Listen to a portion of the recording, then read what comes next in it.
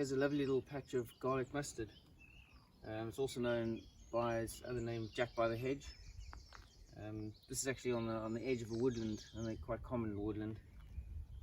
And it's a nice plant to forage for eating pretty much throughout the summer and the winter. Actually, it's available quite a lot of the time, and most of the plants actually edible.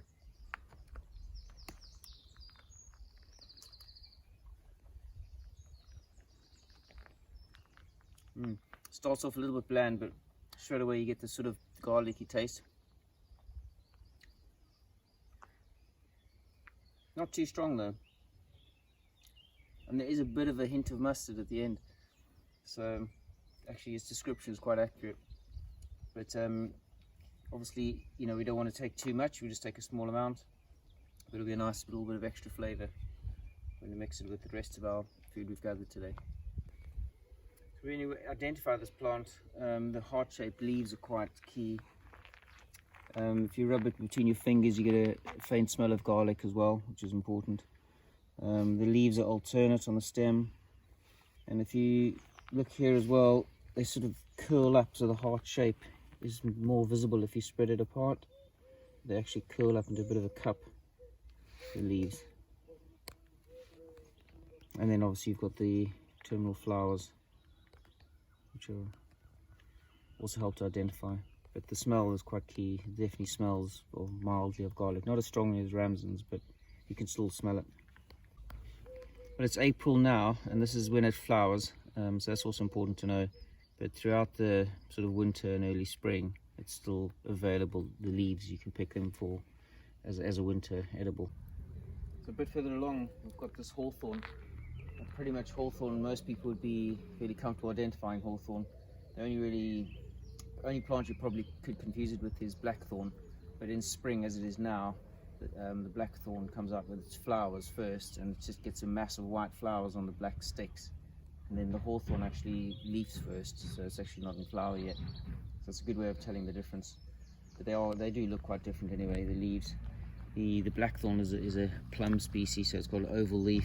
This one has got a fairly lobed leaf, so you can actually eat the leaves, but they're probably better for bulking out a salad or as a survival food. They're not particularly flavoursome. But of course later in the year you've got the fruit. You can make a jelly from the fruit, and the birds love it. They really love the berries, so it's another useful one to know, and you can use it, but it hasn't got a particularly great taste. It actually doesn't really taste too much. Here we have everyone's favourite spring foraging plant, which is the wild garlic, or ramsons.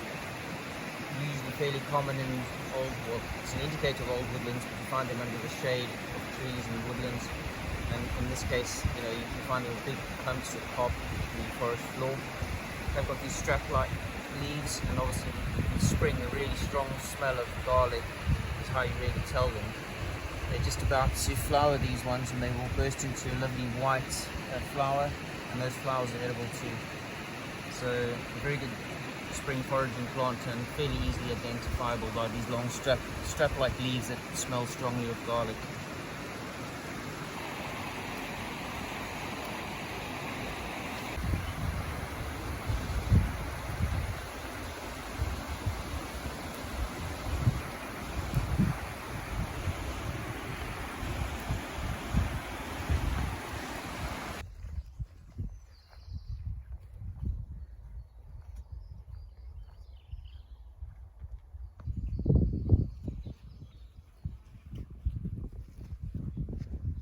This is a really good example of what I was talking about with the blackthorn.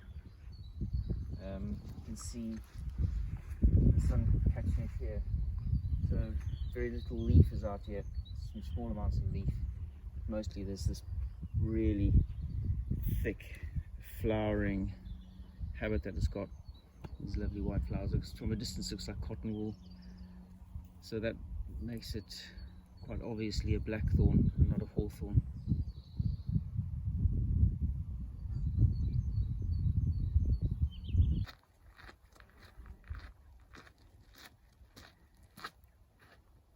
So it's a lovely spring day today.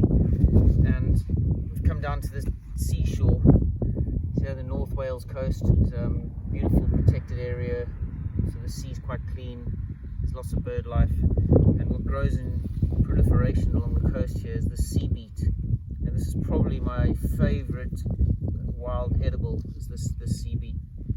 And you can fry it up with butter and garlic, and it's so much nicer than bought spinach, but it can be used like a normal spinach. So I've come down to get a few for our the main portion of my meal tonight, and I'm going to pick some of this sea beet now. But it is probably the most delicious wild edible, I think, in the UK.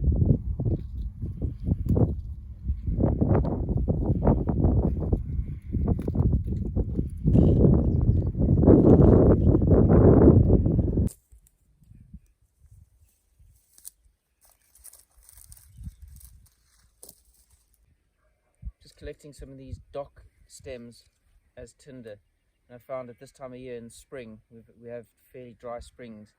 These old stems from last year's growth, they're just amazing as firelighting tinder. So you can see the new leaves are just starting to grow on the dock, and these are the stems from last year, and they're really dry and light and burn really well. It's great for starting fires.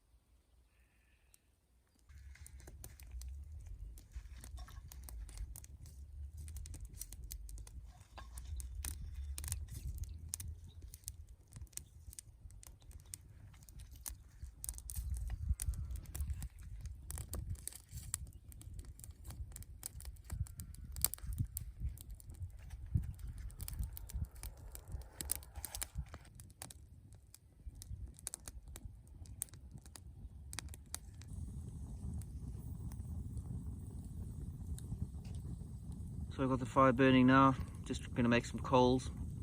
And what I'm going to do is I'm just going to use this second piece here, scrape some coals into there so I can have some more controlled cooking. And I'm going to cook the cream spinach up using the greens we gathered earlier. So it's quite handy to have two fires, one your main one that's obviously got a lot more heat and you can keep fueling, and then you can use the coals in a separate section, so it's much more controlled. You can control the heat better.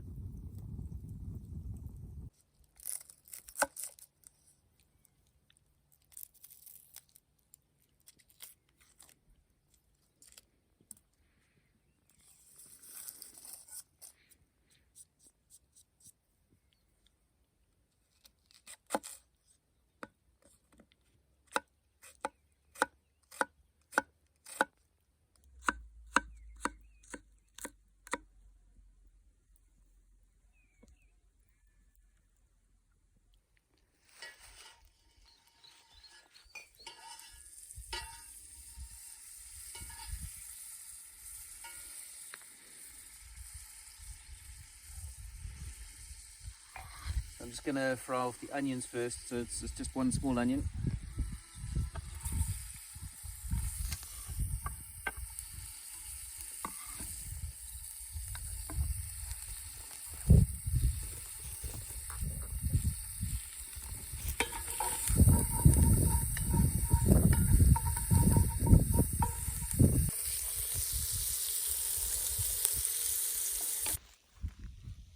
So this is the sea beet we collected.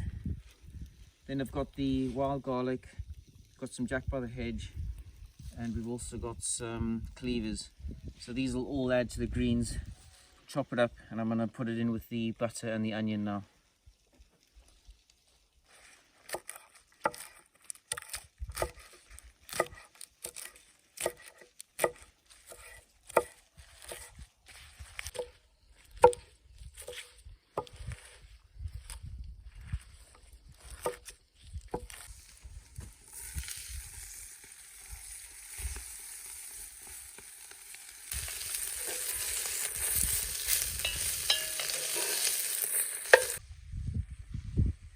The smells coming off here are amazing, and they're really fresh smell, all the flavors of the day coming back.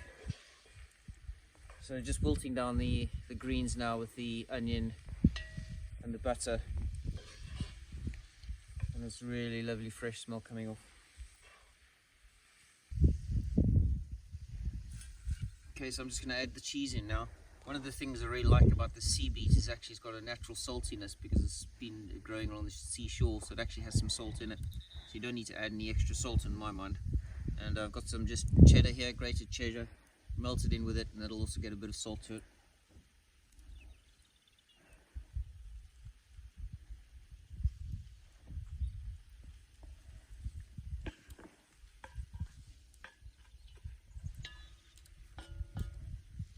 I'm going to add a little pinch of cayenne pepper.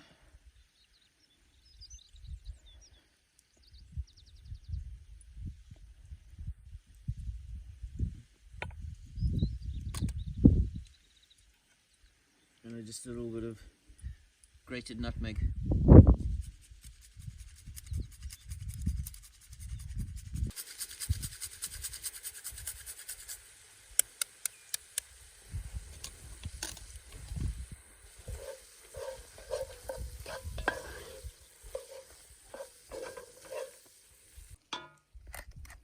Add a bit of pepper.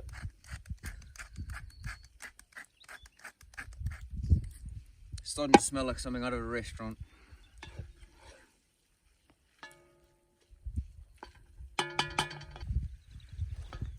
So now for the cream.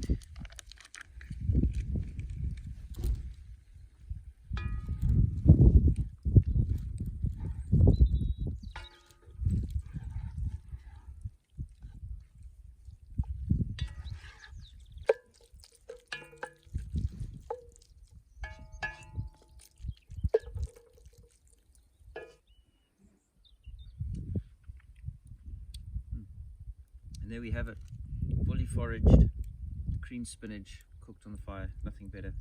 Really, really tasty. Yummy. Something I forgot to mention is I sprinkled some parmesan in just at the end, just to melt in. Just gets an extra nice flavour.